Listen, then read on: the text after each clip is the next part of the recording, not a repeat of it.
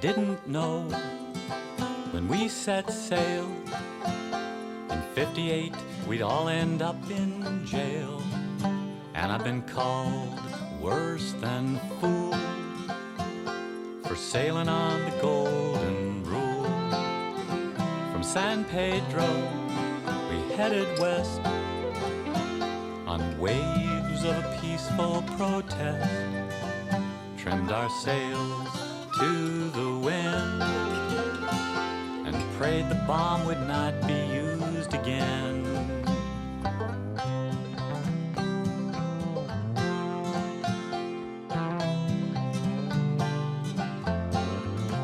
The golden rule,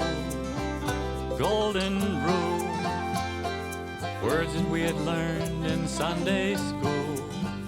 Do unto others as you would have them do unto you. In 1958, 4 Quaker peace activists sailed the Golden Rule sailing boat towards the Marshall Islands in the South Pacific with an attempt to halt nuclear weapons testing. They made a stop in Honolulu, Hawaii. The United States Coast Guard intervened in Hawaii by boarding the 36-foot boat, confiscating the boat, and arresting the crew. They were jailed, causing an international outcry. The Golden Rule is now a project of Veterans for Peace in opposition of nuclear weapons and war, doing this in a dramatic fashion. Hello, I'm Brent Carlson. Welcome to Brethren Voices. Veterans for Peace named this boat the Golden Rule, which is one of the teachings of Jesus. It can also be found in the philosophy of 13 other faiths around this good earth. 76 years ago, the Golden Rule sailing boat attempted to make a statement against nuclear testing. This action assisted the general public to have greater awareness of the dangers of radiation, leading to worldwide demands to stop nuclear testing. In 1963, President Kennedy signed the Limited Nuclear Test Ban Treaty with Russia and the United Kingdom. We received permission from Veterans for Peace to share their documentary, Making Waves, the rebirth of the Golden Rule. The Golden Rule has a history of 76 years of working for a peaceful world, and its mission continues. Well, here we are, on the morning of February 3rd, 1946, on this far-off Pacific paradise, over 4,000 miles from San Francisco. There are only 167 human beings here, 60 of them children. From the coconut palms, the pandanus and breadfruit trees, they get food and the material for their dwellings, of which there are only 26. They depend on their own arts and crafts. They are proudly self-sufficient. They are astonishingly intelligent. They are a gentle and lovable people. Yes, life is simple and beautiful on Bikini Atoll until today, February 3rd, 1946, when there enters into Bikini Lagoon a fateful thing, a grim, huge symbol of civilization in its most terrifying form. Arriving is Commodore Ben H. Wyatt, United States Navy, with a startling request. Will the people of Bikini abandon their paradise so that the United States can use it for a certain experiment with the fantastic, the incredible thing called the atomic bomb?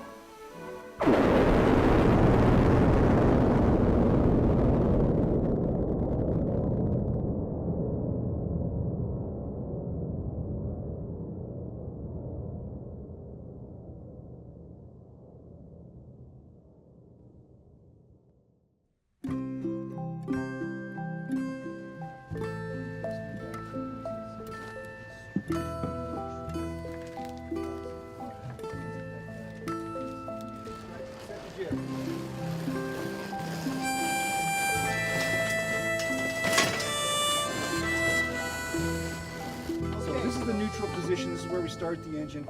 We need to stay all unessential crew away from this. We also I'm grateful to be here. I've been the skipper of this vessel for a couple of months now, You know, this is a very small vessel with a big mission. The wind is calm now. What we generally get is we get that westerly flow, and it's In San Diego, I'm retired, and we've got a 2-year-old grandson, and whenever I think of him, I think of the future that we're going to leave, and I've got to be involved in this. We've got to leave a better legacy than what we've got going on right now. I got involved in peace work in 2006 at a time when I didn't even know there was such a thing as a peace movement. But I met my partner, and I asked him, "What do you do?" And he said, "I'm a peace activist." So that same year, we both joined Veterans for Peace. He's a veteran.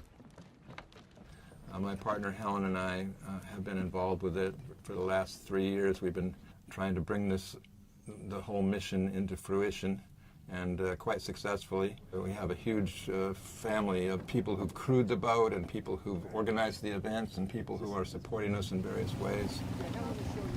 One of the 5 founding principles of Veterans for Peace, is to end the arms race and ultimately seek the elimination of nuclear weapons. This boat is an icon for that because it represents a different way of thinking about how to do protests. You know, the original folks who did the protests were not making any traction. So they came up with the idea of how can we grab public attention, and that is, let's get a sailboat, sail it from Los Angeles to Hawaii and then to the Marshall Islands. And let's cause a disruption of the nuclear testing that's going on in the Marshall Islands. August 6th, 1945, the first atomic bomb ever to be used against people was dropped on Hiroshima. And August 9th, again on Nagasaki, a different kind of bomb was dropped. At the time, Albert Bigelow was in the Navy. He was a 30-year Navy captain. He was in Pearl Harbor at the time that these bombs were dropped. And it was so horrific to him that he quit his Navy commission a month before he could have retired with full pay out of protest of the dropping of the bombs.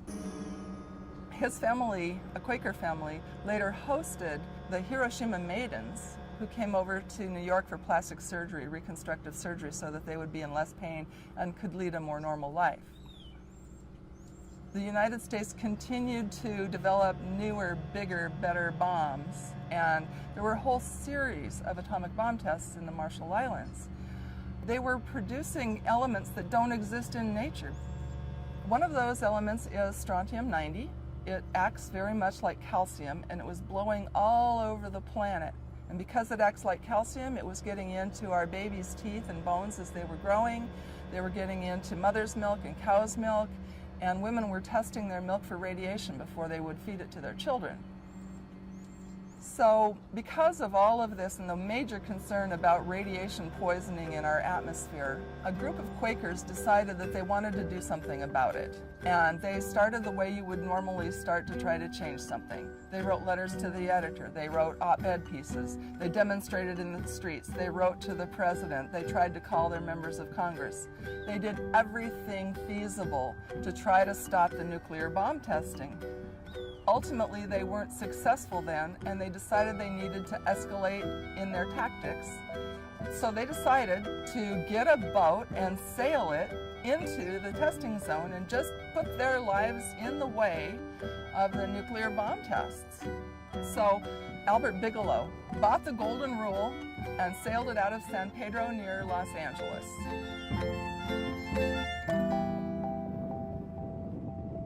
Really, it's a dream come true for me.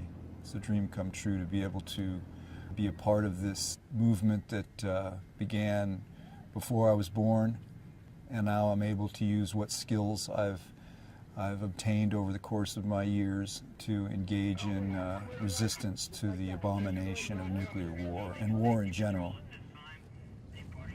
We want to help the public understand that there are other ways to deal with potential conflicts with other countries than to declare war or even threaten war, or even for our country to be constantly preparing for war. We spend over half of the IRS income tax dollars on war. War is so nonsensical to begin with. It doesn't solve anything. It always ends up we have to be talking in the end, and why not be talking in the beginning? It's just a proliferation of the military-industrial complex, which is what Eisenhower warned against. It's taking all of our money away from our schools and our health care, things of great importance. Yeah, well, I think the Pacific Ocean should be living up to its name because Pacific means peaceful. So I would like for this to be the Pacific Ocean. And what's happening is that all the nuclear powers are developing their nuclear weapons, and the U.S. has recently committed itself to $1 trillion over the next 30 years to modernize and actually create some new nuclear weapons that are smaller, more tactical, more usable, to make the possibility of a nuclear war even more thinkable is what's happening right now. They maintain that they need nuclear weapons for their whole security strategy, but you know, what kind of strategy is that? Mutually assured destruction. And the very real threat of a nuclear war between North Korea and the U.S. with our President Donald Trump threatening to totally destroy North Korea. Of course, North Korea promising to respond in kind. So it's a very, very dangerous situation right now. Affirm. Baker. This is semaphore. This is the letter N in semaphore. This is the letter D in semaphore. So it's nuclear disarmament, and that is the sign that evolved. The peace sign. As we sail on our voyages, we've had 3 years now, mostly on the West Coast, and we're always running into people who are either new people on the crew of the Golden Rule or on the sister ship, Phoenix of Hiroshima. So there's a lot of history there. We run into like Quaker activists who say they went to their first demonstration when they were 7 years old, when their parents took them to a demonstration to free the crew of the Golden Rule. So they got to Honolulu, they resupplied, and they were headed to the Marshall Islands. Well, the Coast Guard cutter brought them back. And they ended up putting the members on trial and convicting them of a number of violations that were ultimately thrown out. So that attracted nationwide attention and worldwide attention ultimately. During their trial in Honolulu, another boat appeared at the same dock, 2 slips down, the Phoenix of Hiroshima, captained by Dr. Earl Reynolds, who had just spent 3 years studying the effects of radiation on children in Hiroshima. And they heard the story, and they attended the trial. And they were so moved by the bravery of these men that were going to put their lives in danger to stop this terrible arms race. They decided that they would take the baton and they would go to the Marshall Islands and put their own lives in the way. And when they got into the atomic testing zone, the Coast Guard caught up with them and arrested them and sent them back to Honolulu for trial. What that protest started was a worldwide protest against nuclear atmospheric testing and resulted ultimately in the signing of the Partial Test Ban Treaty of 1963. It also spawned the founding of Greenpeace and other activist organizations. Bigelow sold the boat, the Golden Rule. After the Golden Rule was sold in Honolulu, nobody heard from it for decades. And then in 2010, she was a derelict boat floating around in Humboldt Bay, and she sank in a gale.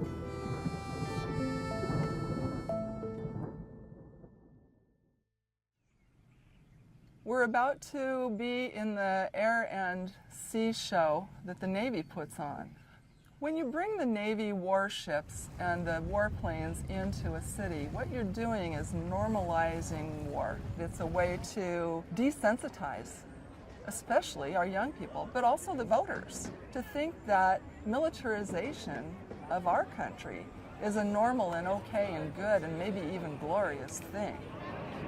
It blows my mind. I mean, that people aren't thinking about what this is doing to their kids. We're surrounded by machines of death and destruction, and everybody's running around like this is so cool and amazing. The government of my country is the greatest perpetrator of violence on the globe, to quote Martin Luther King. And so the air show is sort of a celebration of all that global murder and imperialism. We have to use the golden rule while we're here to show our resistance to that militarism. You know, I only wish I could do more. Now, I wish I had another lifetime that I could spend, but that's not the case. So I'm going to do everything I can to resist this anti-human, environmentally destructive, and morally defective military-industrial complex as it expresses itself here in San Diego in the Air and Sea Show.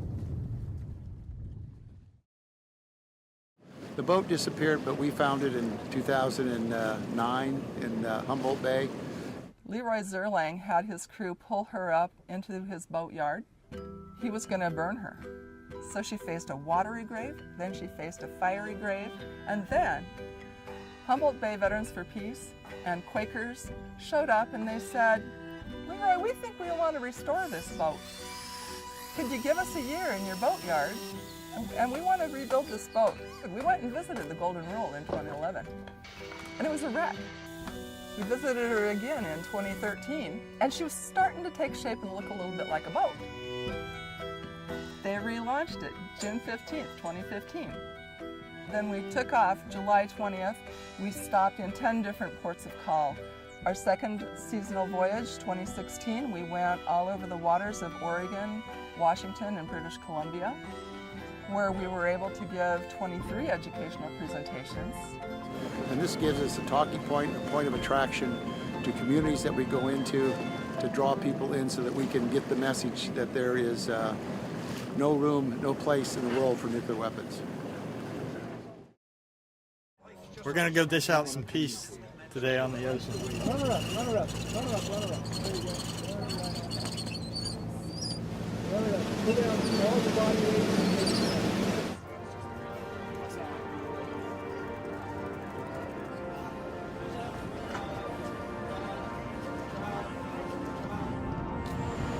Are you interested in reading about the Golden Rule?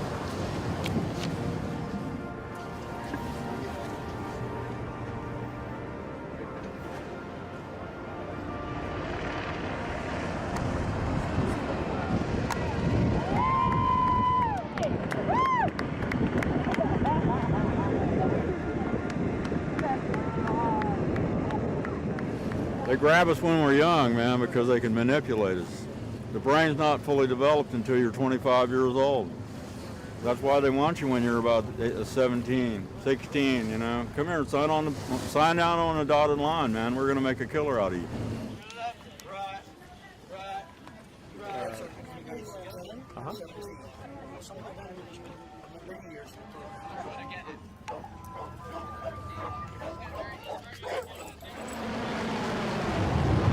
I joined the U.S. Marines at a high school.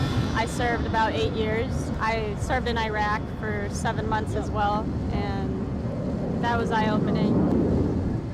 Overall, like, there are good experiences. I met a lot of good people and a lot of good friends that I still have. Yeah. But then there's other experiences, and after a while, I just decided to get out and end my tour in the military.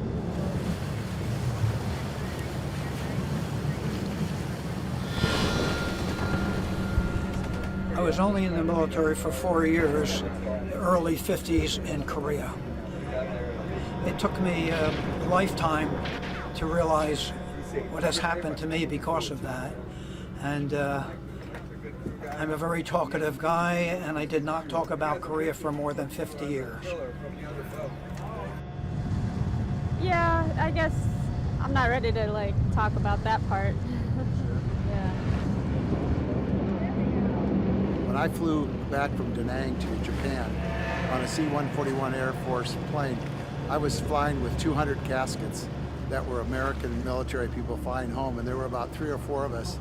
And we sat there for 8 hours with all these caskets that were there. And the thing that went through my mind was the tragedy that these families would have to face. Their life would be alternatively changed. And right then and there, I thought, I can't be a part of any of this anymore, and that I have to do something to change it.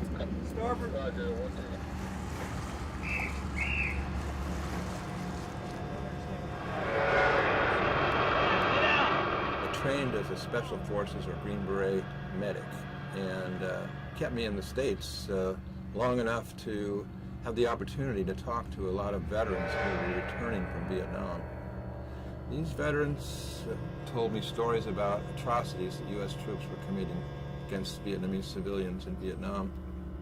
So that kind of sealed the deal for me. I said, there's no way I can be part of that war.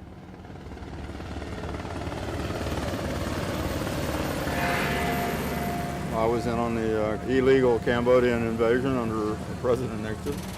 I am a combat vet, and I was a door gunner on the way out. And 10 months into it, I had a moral decision of not carrying a weapon and not participating anymore. And they stripped me of my rank and my medals. I was probably emotionally breaking down from a lot of the combat that I had been in.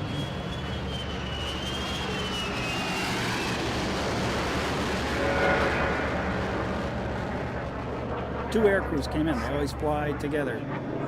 And they came back and they were patting everybody on the back and shaking our hands. And I mean, these guys were really hyped up. And it finally came out. What happened was is one of them, they're coming back from a bombing mission and they had a 500-pound bomb left. And they decided to drop it on a guy on a bicycle. And the wingman who was flying behind him said it hit the guy right in the back. He said, that was the best thing. That's when I got an inkling that this really wasn't about protecting anybody.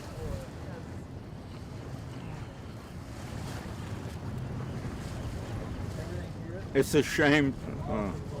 We got a boat coming up on your starboard. Being ashamed of myself.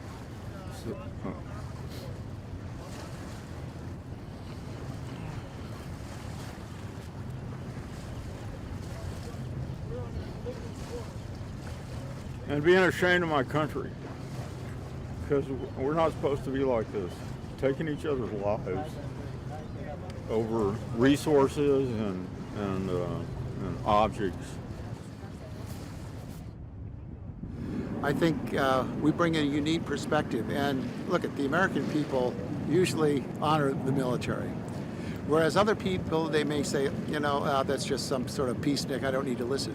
But when veterans who have, that are members from World War II to Korea to Vietnam to the current conflicts in Iraq and Afghanistan, people will at least listen to you. They may not end up agreeing with you, but they'll at least give you the opportunity to express their view.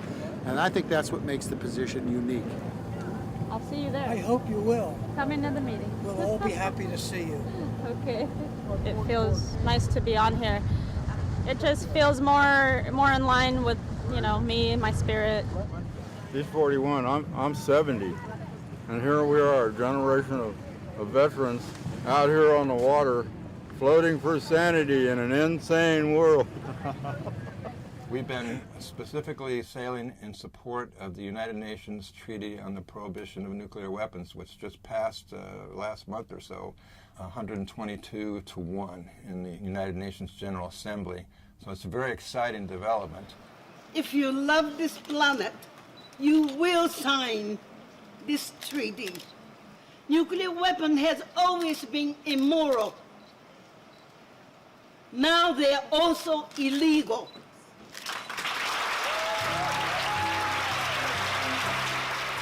I'm really excited about the Nobel Peace Prize being given to the International Coalition to Abolish Nuclear Weapons. So what can you do to help stop the possibility of nuclear war? What we're doing about it is through education. You could join our team. You could be an author, a speaker. You can donate.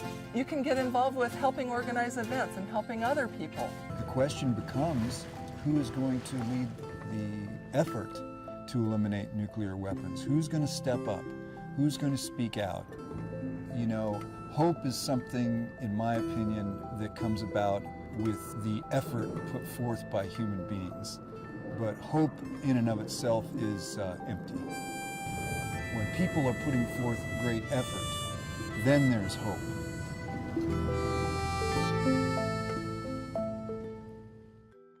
This program is part 1 of a 2-part miniseries.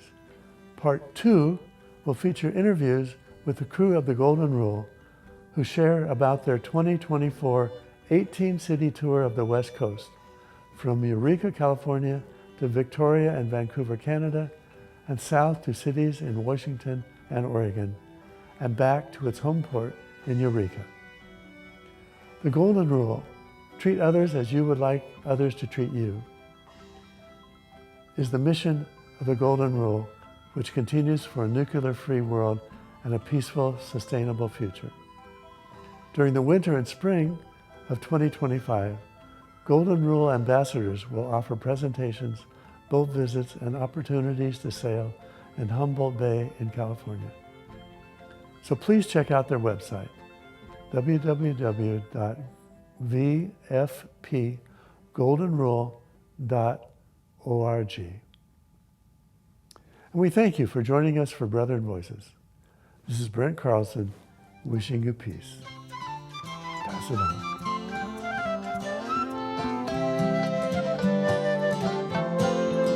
Met the Phoenix crew about halfway through. Both our ships moored in Honolulu. We agreed to do our best and try to stop nuclear tests. Neither ship did give way, but trials then kept us at bay. We made it just part way through, so now the rest is up to you.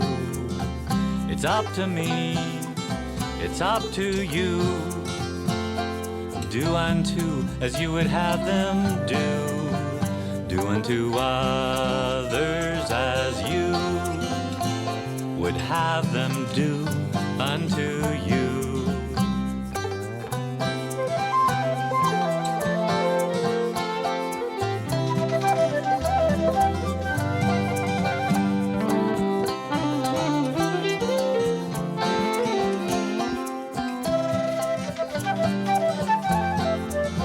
I didn't know when we set sail in '58 we'd all end up in jail.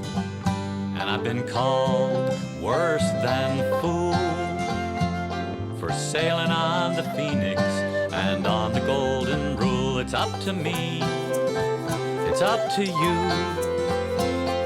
Do unto as you would have them do. Do unto others as you would have them do unto you. Do unto others as you would have them do unto you.